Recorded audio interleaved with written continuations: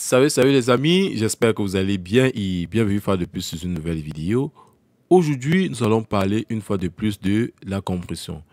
Je sais que beaucoup d'entre vous m'ont déjà entendu, alors m'ont déjà écouté parler de cet effet à maintes reprises, mais qu'à cela ne tienne, la répétition est la mère des enseignements. Aujourd'hui, je vais ajouter quelque chose que d'ailleurs je n'avais vraiment pas dit dans les précédentes vidéos. Bref, avant de poursuivre cette vidéo les gars, le concept de la chaîne est vraiment très simple. Si vous êtes nouveau sur la chaîne, je vous invite à vous abonner, à partager, à commenter, à liker et surtout activer cette fameuse cloche de notification pour ne rater aucune de nos prochaines vidéos. Nous allons directement entrer dans le vif du sujet par rapport à cet effet qui, moi particulièrement, n'est vraiment pas trop indispensable dans notre session, surtout de mixage. Je sais que beaucoup d'entre vous vont dire que la compression, elle est vraiment importante, mais qu'à cela ne tienne, je peux m'en passer étant donné que j'ai d'autres outils qui sont capables de mettre en avant ce que je recherche sur un instrument. Mais en ce qui concerne l'égalisation, et sans vous mentir que l'égalisation est un effet qui doit influer partout, si je peux le dire ainsi. Je prends peut-être deux instruments comme la voix et la caisse claire. Ces instruments partagent presque les mêmes fréquences.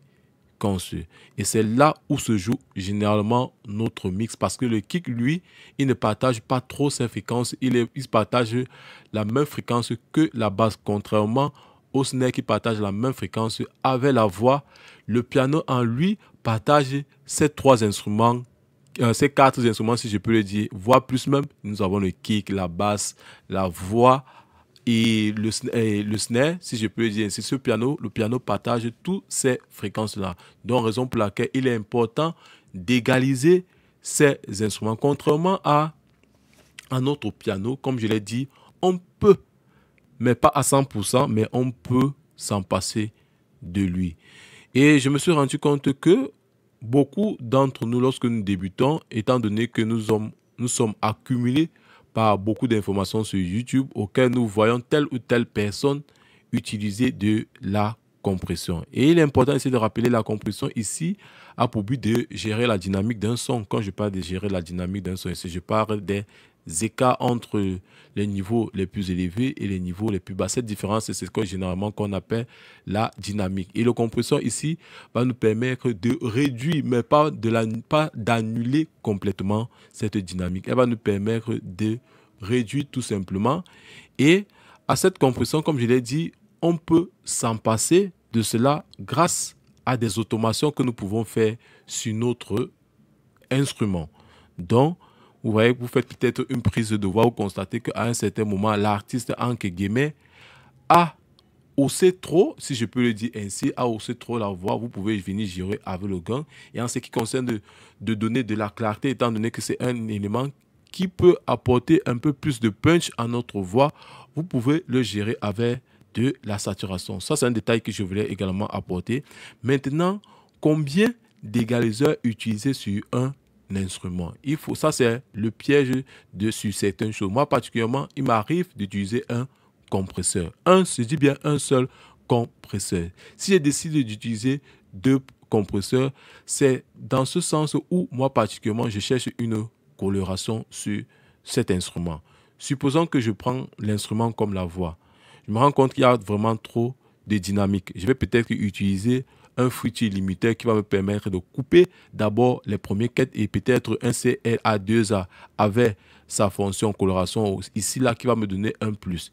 Et il peut m'arriver de décider d'utiliser un compresseur par rapport à cette compression, par rapport à ce premier compresseur que je vais utiliser. Il peut arriver que ce compresseur me soulève certains défauts sur mon instrument. Quand je parle de défauts ici, ça peut arriver que j'ai trop d'agressivité sur les simulances. Là, je vais utiliser un DSE. Ou alors là, je vais utiliser un compresseur multiband à la suite. Et ce compresseur multiband va agir sur une certaine zone de fréquence. Ça, il est important que vous sachiez cela. Quand est-ce que vous devez utiliser les compresseurs à plusieurs reprises? Je peux également utiliser un premier compresseur, il n'y a pas de problème. J'utilise un deuxième. J'utilise peut-être un DSR à la suite. Et après, j'utilise une saturation. La saturation relève ce défaut. Mais là, maintenant, au lieu d'utiliser un compresseur comment je dirais ça, à large bande, j'utilise maintenant un compresseur multi-bande qui va agir sur une seule partie et autre. Donc, ça ne sert vraiment à rien, entre guillemets, de utiliser trop la compression si vous n'avez vraiment pas besoin. Deux fois, on l'utilise, nous rendons compte que la compression en elle vient plutôt détruire notre mix. Moi, particulièrement ici, sur cette chaîne de voix, j'ai utilisé deux compresseurs. Le but pour moi ici, je l'ai évoqué au début de la vidéo, faire une coupe discrète et après mettre en avant ma voix dans le mix. Ici, moi particulièrement, j'ai voulu tester, j'ai voulu juste expérimenter. Moi particulièrement, ce projet, je l'ai classé ici, je l'ai utilisé sûrement juste sous forme de tutoriel. N'utilisez pas un compresseur parce que vous avez vu une autre personne utiliser, bien évidemment en phase de mixage. Mais en ce qui concerne en phase de mastering, le compresseur là, c'est évident que vous devez toujours l'utiliser étant donné qu'il y a pas mal de techniques en ce qui concerne le mastering. Avant de terminer cette vidéo, les gars, je suis en train de vous dire que bientôt ma formation sur comment mixer sa voix de A à Z. Je vais mettre à votre disposition 5 heures de temps maximum uniquement dédié au mixage de la voix. C'est toutes mes connaissances acquises depuis plusieurs années que vous aurez pratiquement en 5 heures de temps. Bref, si vous avez aimé cette vidéo, les gars, je vous invite à vous abonner, à partager, à commenter, à liker et surtout activer la cloche de notification pour ne rater aucune de nos prochaines vidéos. Sur cela, portez-vous bien.